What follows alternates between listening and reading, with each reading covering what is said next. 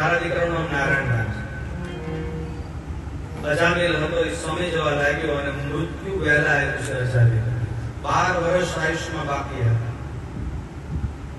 એટલે પછી મૃત્યુ આવ્યું એટલે નિયમ એવો છે, ભવતી નામનો દીકરો હતો ને એને અજામેલ વધારે બોલાવતા હતા, વાલો. મરવાના સમયે બોલે નારાયણ નારાયણ. એટલે તો આપણે બધા નામ નારાયણ રાખતા. અત્યારે તો નામ એવા થઈ ગયા તો આપણને કેમ બોલાવવું? એક બેન તો મને મેલ લઈ ગયા હતા, મને કે પીઝા આવે છે, એનો પીઝા. એટલે મેં કીધું પીઝા કોણ હશે? ડોગ હશે કે એનો ભાઈ? એટલે આવું અમારી જગ્યાએ નામ છે ભાઈ, બારડોલી સાઈડ. પછી ખબર પડી ભાઈ છે. મેં કીધું બધા ડોગ હોય, પીઝા હોય, એટલે નામ તો ન હોય. પીઝા નામ સંકીર્તનમ યસ્યા સર્વ પાપ પ્રણાશનમ દુઃખ શમનમ. દરેક પાપમાંથી મુક્ત કરે ભગવાનનું નામ નારાયણ નારાયણ કહ્યું. અને પરિણામે જે પાર્ષદો આવ્યા એ જતા રહ્યા. પરિણામે આયુષ્ય મળ્યું, સારું આયુષ્ય ભોગવે. રાજા પરીક્ષિત એમ કહે, મહારાજ હવે મને જે કથા સંભળાવો. અને ઋષિ ભગવાનનું પ્રાગટ્ય કરે. હિરણ્યકશિપુને માર્યા પછી હિરણ્યકશિપુ એનો ભાઈ હિરણાક્ષને માર્યા પછી એનો ભાઈ એક સભા ભરી છે. સભા ભરીને પછી એમાં બધાને ઉપદેશ આપ્યો કે મરણ તો આજ છે, મરી જવું. આ ઉપદેશ આપ્યા પછી વિચાર કર્યો મારા ભાઈને મારનાર હું વિષ્ણુને છોડીશ નહીં. પરિણામે ઘરે આવી અને મારવા માટે તપ કરવા જાય છે બ્રહ્માજીની પાસે. હવે જો મંદરાચલ પર્વત ઉપર જે તપ કરે, પણ તપ કરે ને આ પહેલા દિવસે ને વિઘ્ન આવ્યું છે. એક પોપટ હતો અને પોપટ બોલતો હતો ઓમ નારાયણ ઓમ નારાયણ ઓમ નારાયણ. આવું સાંભળ્યું એટલે ખબર પડી જેનું તપ કરવા આવ્યું એનું જ નામ આવે છે. ચાલો ઘરે આવે છે. પત્નીનું નામ છે ક્યાદુ સાધુ છે અસુરની પત્ની પણ સાધુ છે. 4 બાળક હતા, એમાં પ્રહલાદજીના ગર્ભમાં આવે છે. અહલાદ સહલાદ પ્રહલાદ આવા 4 બાળકો છે. સૌથી નાના બાળકનું નામ છે પ્રહલાદ, જેમાં 32 પૂર્ણ હતા. એટલે નારાયણ બોલ્યા અને એની પત્નીને ખબર પડી મારે એક તો ગર્ભ છે અને પછી ઘરે આવ્યા. એનો પતિ બહુ અસુર હતો એટલે સમજે નહીં. તો એ જમતી વખતે પછી એને ચાલુ કર્યું શું કે મહારાજ વખાણ ચાલુ કર્યા એના પતિ.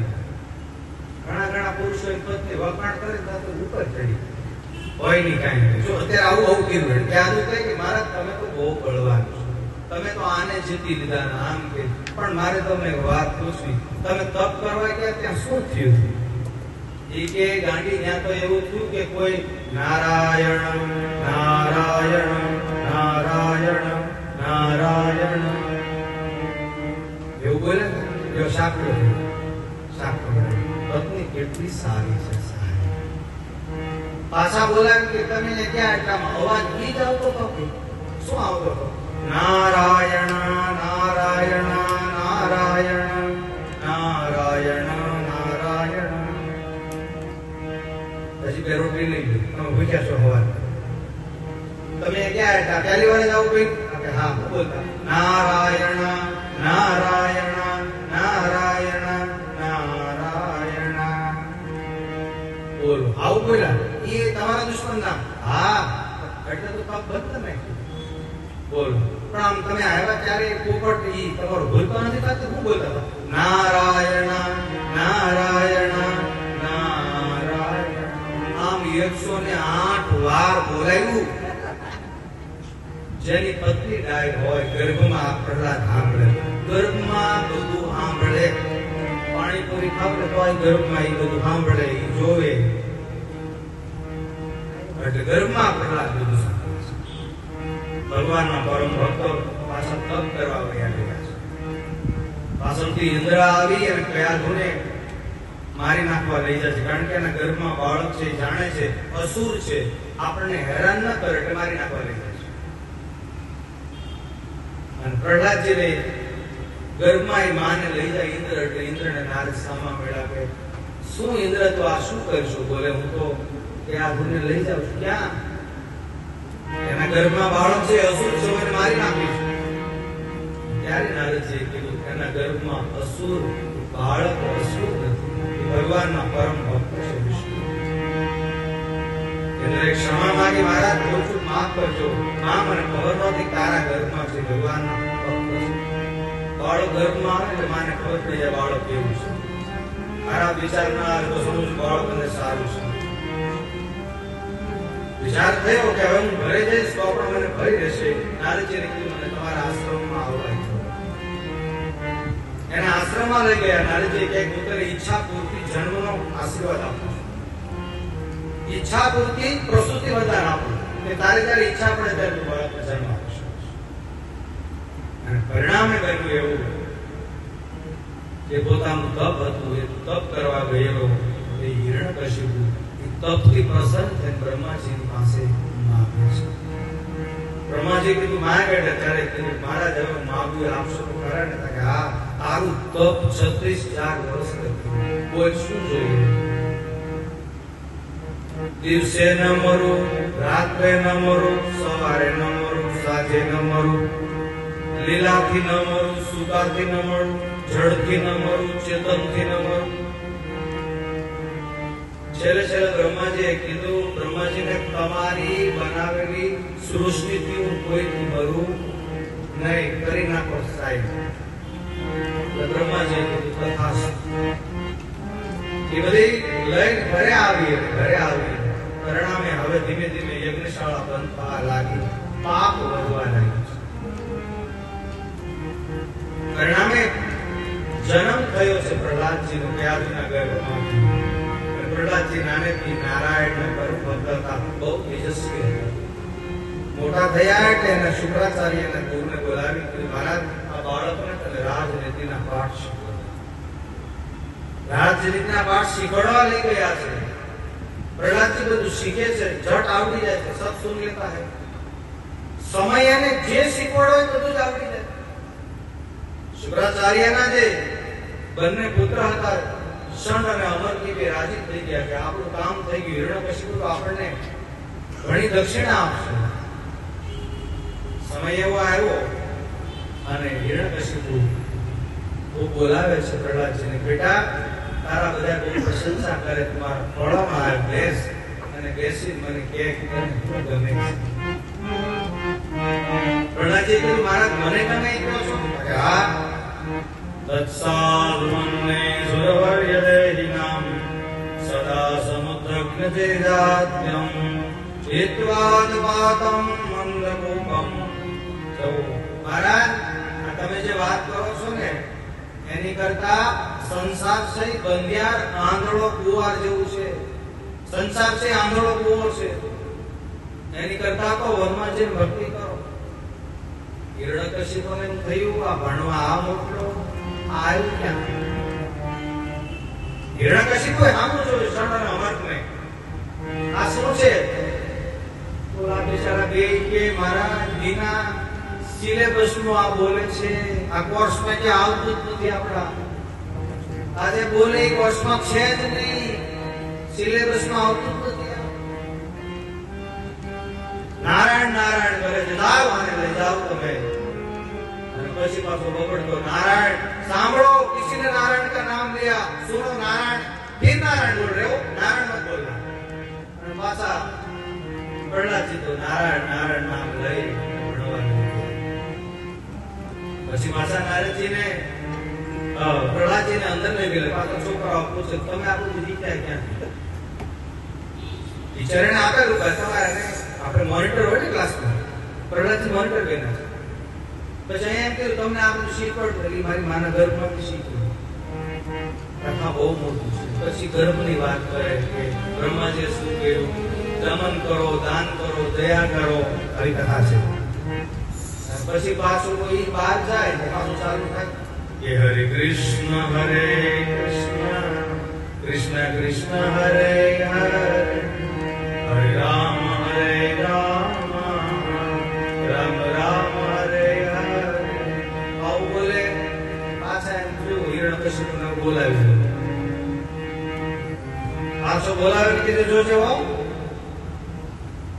પ્રહલાદજીને બોલાવે, ખોળામાં બેસાડી પાછું કે બેટા શીખી ગયો? અને હા. બોલતા હવે હું આવડે છે? શ્રવણમ કીર્તનમ વિષ્ણુ. પાછું એક સ્મરણમ નવદા ભક્તિમાં પાછી વાત કરી એટલે હિરણ્યકશિપુનું મગજ ગયો કે હજી નારાયણ નારાયણ કરશે, મારા દુશ્મનનું નામ લે, મને વ્યામ પડે છે કે આવો છોકરો મારા નારાયણનું કેમ નામ લે મારા દુશ્મનનું, મને લાગે છોકરો મને મરાવી નાખશે. કપટી માણસ હોય ને એને ડર બહુ લાગે એટલે આ કપટી બહુ. અને પછી આને કીધું શું કરું? દિગ્ગજ ઇન્દ્ર શુકસ્વ અવિચારાવપાતને માયા વિસંનિરોધસ્વ ગરદાનેર ભોજનમ. જાઓ અને પહાડો પરથી પાડી નાખો, હાથીના પગ નીચે કચડી નાખો. પહાડ ઉપરથી પાડે છતાં બચી જાય, હાથીના પગ નીચે કચડે છતાં બચી જાય. હિમવાવી વિશેષીને પર્વત ઉપરથી પછાડે બચી જાય. ઝેરીલા સર્પનું ઝેર મરાવે છતાં પણ બચી જાય. અને છેલ્લે છેલ્લે એને અંધારી કોટડીમાં પૂરે છે. ચાવાને કેજો ખાવા ના આપે, દંડ આપો, મારા દુશ્મનનું નામ લે છે. પરિણામે એક દિવસ ગયો અને બીજે દિવસ સવારમાં એના સિપાહીઓ બરોબર જોવા જાય કે આ ભૂખ્યો છોકરો મરી તો નથી ગયો ને, ત્યાં કોઈ ખવડાવે છે સાહેબ, આ કપટી તાકાત છે, કોઈ એને જમાડે છે સાહેબ. અને આ જોયું દ્રશ્ય બહાર આવીને જોયું. પાછા એને કીધું કે એની બહેનનું નામ છે હોલિકા, આને તું સળગાવી નાખ અને બાળી નાખ બાળકને. તો પણ સળગતું મરતા નથી. જીસકો રાખે રામ કોણ બચાવશે? મહારાજ, મારવા વાળો કરતા બચાવવા વાળો બહુ મોટો છે. તારો નારાયણ ક્યાં રહે? સર્વત્ર હોય, સર્વ સદા હોય. જલે વિષ્ણુ સ્થલે વિષ્ણુ વિષ્ણુ પર્વત મંડળે. મહારાજ, ક્યાં વિષ્ણુ નથી?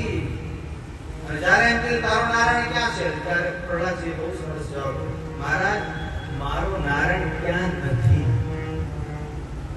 આ શબ્દ બોલ્યા અને પરિણામે ક્રોધમાં એ થાંભલો ગરમ કરાવે અને કીધું જો તારો નારાયણ આમાં હોય તો તું બધ ભરી જા. પ્રહલાદજી નાનું બાળક છે અને વિચાર થયો કે આ બોલતા તો બોલાઈ ગયું, આ તો ગરમ છે. ત્યારે મારા પ્રભુ એક લીલા કરી છે. કીડીની હાર ચાલી રહી છે અને કીડીને જોયું કે પ્રહલાદજી રડવા પડ્યા કે મારો પ્રભુ જો કીડીને કાંઈ નહીં ખાવા દે તો મને કાંઈ નહીં. આ પ્રહલાદ પરિણામે નૃસિંહ ભગવાન અંદર જેમ કીધું તો ઉપર વૈકુંઠમાં ગયા. મહારાજ, તમારા ભક્તની પરીક્ષા થાય છે, તમે જાઓ જલ્દી. અને પરિણામે વિષ્ણુ ભગવાન ઉપરથી આવે ને અહીંયા ગરમ થાંભલો કરાવે, થાંભલો ફાટે અને ભગવાન વિષ્ણુ ભગવાન એ નૃસિંહ ભગવાનનું પ્રાગટ્ય થાય. નૃસિંહ ભગવાન ભગવાન કેવું ઘોર ગતો રૂપ જોયું. ઉપરનું છે સિંહનું રૂપ, નીચે મનુષ્યનું રૂપ. એને કઈ રીતે જોઈને બધા ધ્રુજવા લાગ્યા. દેવતાઓ હાહાકાર મચી ગયો, ભાગો ભાગો અને ભાગો.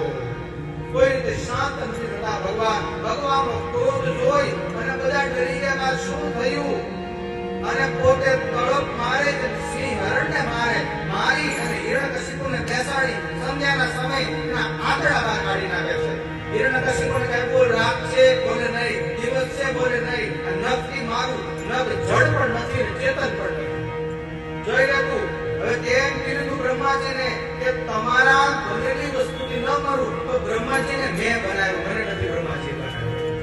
આવું સાંભળી અને એના આંતરડા બહાર કાઢી ભગવાન હિરણ્યકશિપુના આંતરડા એનું શરીર હતું ઉપર થઈ ગયું. પણ ક્રોધ શાંત થયો.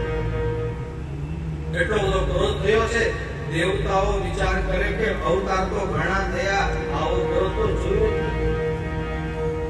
એમાં કોઈ કીધું એક કામ કરો. શું? લક્ષ્મીને બોલાવે ને પતિને બધું શાંતિ થઈ જાય. ચિંતા કરો. ત્યાંનાથી તો બધા શાંતિ થઈ જાય. એટલે એવું કીધું એને. અને પરિણામે તો લક્ષ્મીજી આવ્યા. હાલો બતાવો મને, મારે ઈ ક્યાં છે? બધા તો ડરવા મળ્યા. ભગવાનનું ભયંકર રૂપ જોયું.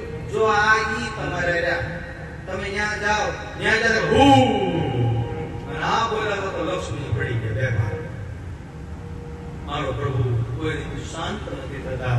અને ત્યારે બ્રહ્માજીએ કીધું કે હવે જેના માટે આવ્યા છે ને એને બોલાવો. જેના માટે આવ્યો પ્રહલાદજી ડરતા નથી, વિચાર કરે ક્યારેક મારા નાથ સૌમ્ય રૂપ હોય તો ક્યારેક રુદ્ર રૂપ હોય.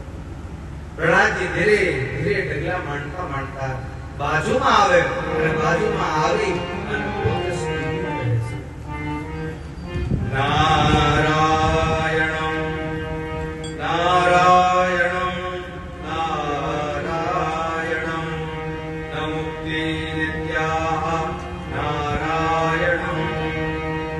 એવી સ્તુતિ કરે છે. મારા નારાધિપતું બ્રહ્માદય સુરગણા મુનયો સિદ્ધ્યા સત્વૈકિનાં વચયો પ્રવાહે નારાધિકું પુરગણેન કેન્દ્રો કિંતોષ્ટતુ મહર્ષિષુ પ્રજા. ધીરે ધીરે જેમ બહુ ગરમી હોય અને વરસાદ પડે પછી જેમ શાંતિ થાય એમ ધીરે ધીરે શાંતિ થવા લાગી ગયું. હાથ જોડી ગળામાં બેસાડી છાંટે છે. કઈ રીતે એને બાલ કરે? સિંહ છે એ જીભથી કામ કરે અને જીભથી પ્રહલાદજીને ઋષિ દેવાનું સાધે છે. આવો અવતાર ક્યારે નથી જોયો. છેલ્લે ઘણું બધું વાત કરે ને કીધું કે હવે એક કામ કર બેટા, તું માગી લે. બેટા તું માગી લે. એટલે પ્રહલાદજી કે મહારાજ મારે કાંઈ માગી લેની કાંઈ. પ્રહલાદજી કે તમારે આપવું છે? બોલે હા, હું કોઈની પાસે ન માગું, બસ એ જ મને આપી દે. પાછા પણ ભગવાન એમ કહે કે બેટા તું બાળક છો એટલે હજી પણ કદાચ તારા મનમાં કઈ કામના હોય તો માગી લે.